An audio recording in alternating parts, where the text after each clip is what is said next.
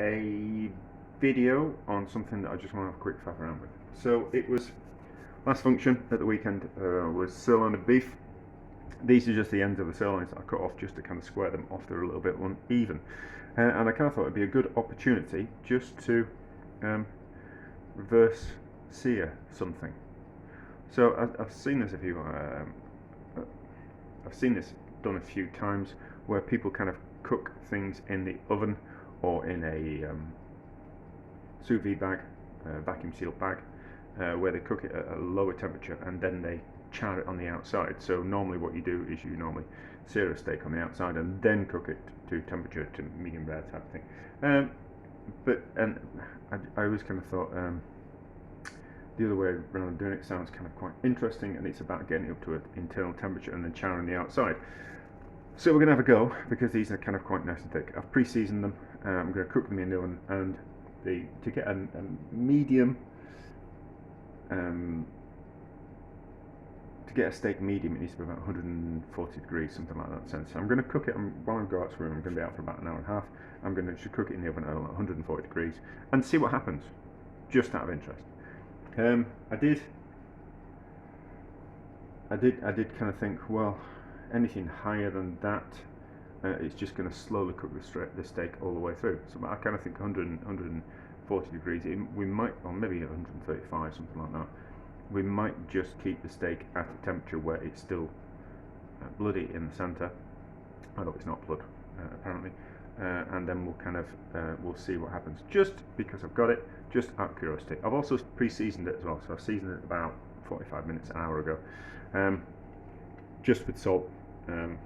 So the salt should be nicely penetrating it, and then we'll just put it in this pan that's got, I burnt the lid off it. I burnt the handle off it ages ago, so we'll just use that in the oven. I'm not going to do anything else.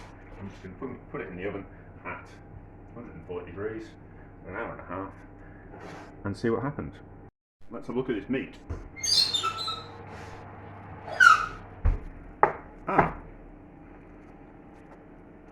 So 140 degrees, that's slow cooked. So that didn't work, did it? Where did I go wrong? Where did I go wrong?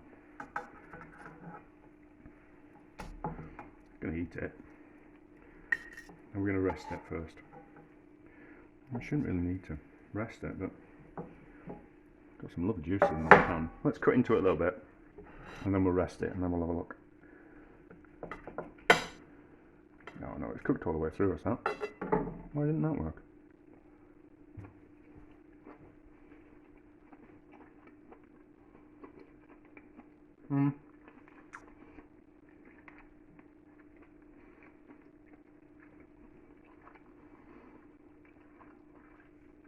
Nice.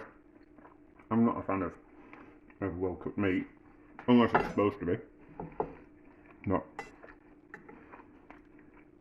It's alright, we obviously need to cook it at a lower temperature than 140. But of course that makes sense now I think about it. Because that's what a slow cooker will cook at, you know, you just slowly cook it over time. Well,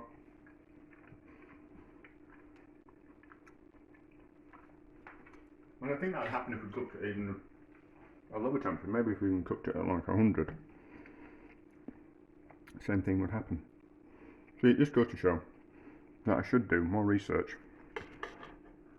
before I start faffing around with things. I ruined 2 good steaks. So, that's not a success, is it?